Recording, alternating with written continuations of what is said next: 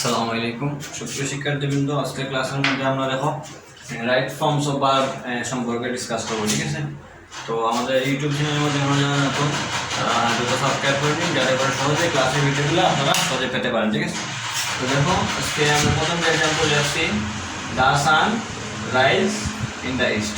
ঠিক আছে, এখানের মধ্যে ভার্ব হচ্ছে মূল ভার্ব, এখানে কি আছে? রাইজ আছে। মানে কি এটার অর্থটা হচ্ছে সূর্য পূর্ব দিকে ওঠে, সূর্য পূর্ব দিকে ওঠে। ঠিক আছে, এটা আপনার চিরন্তন সত্য বাক্য।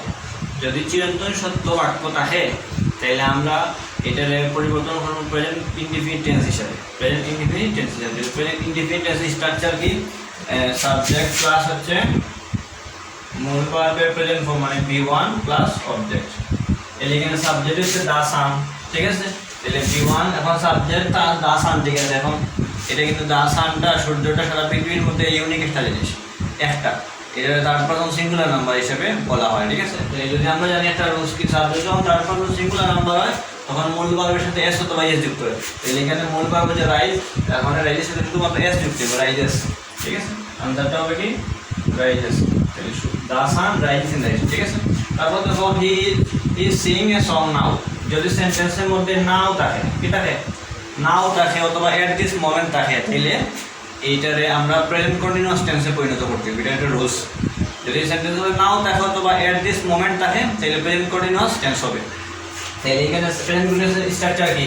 সাবজেক্ট প্লাস হচ্ছে am is are, am is are plus ভার্বের সাথে আইএনজি, ভার্বের মূল ভার্বের সাথে আইএনজি প্লাস হবে। তাহলে এখানে সাবজেক্ট আছে কি? হি, এখন হেল্পিং ভার্ব হি এর সাথে ইজ হইব হেল্পিং ভার্ব। আর মূল ভার্বের আইএনজি, মূল ভার্ব আসলে কি? সিং, সিং এর সাথে আইএনজি লাগাইলে কি? সিঙ্গিং। এটা উত্তর হইব ইজ সিঙ্গিং, ইজ সিঙ্গিং এর সঙ্গে। ঠিক আছে, এখানে দেখো কি আছে? এট দিস মোমেন্ট কথাটা আছে, এট দিস মোমেন্ট তাহলে সেম প্রেজেন্ট কন্টিনিউয়াস টেন্স। এখানে দেখো দেয়া আছে সাবজেক্ট, তাহলে দেয়া যদি সাবজেক্ট থাকে, সাবজেক্টের প্লুরাল ফর্ম আছে। যদি প্লুরাল ফর্ম থাকে তাহলে আমরা জানি কি হেল্পিং ভার্ব হিসেবে আর বসে। যদি প্লুরাল থাকে, উই থাকলেও আর বসে, দে থাকলেও আর বসে। তাহলে লিখলাম আর, তারপরে মূল ভার্ব আছে এখানে কি? ওয়াচ, ওয়াচের সাথে আইএনজি লাগাইলে কি হইব? Watching, they are watching TV at this moment.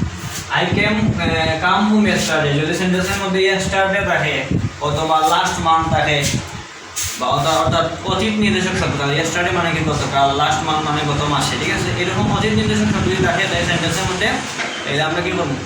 তাহলে আমরা ইয়ে করবো, পাস্ট ইনডিফিনিট টেন্সে পরিণত করবো। পাস্ট ইনডিফিনিট টেন্সের স্ট্রাকচার হচ্ছে সাবজেক্ট প্লাস V2 প্লাস হচ্ছে অবজেক্ট।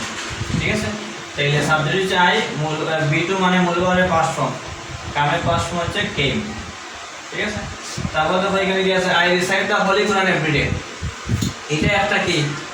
রিসাইট, এটা একটা অভ্যাসগত কর্ম, অভ্যাসগত কাজ। যদি সেন্টেন্সটা অভ্যাসগত কর্ম বোঝায় তাহলে আমরা প্রেজেন্ট ইনডিফিনিট টেন্সে রূপান্তর করবো। ঠিক আছে, এরকম আই রিসাইট, তাহলে সাবজেক্ট প্লাস V1, তাহলে আই যেহেতু ফার্স্ট পারসন তাহলে মূল ভার্বের যেমন আছে তেমনই থাকবো, এটার কোনো পরিবর্তন হইতে না। রিসাইট যেমন আছে তেমনই থাকবো।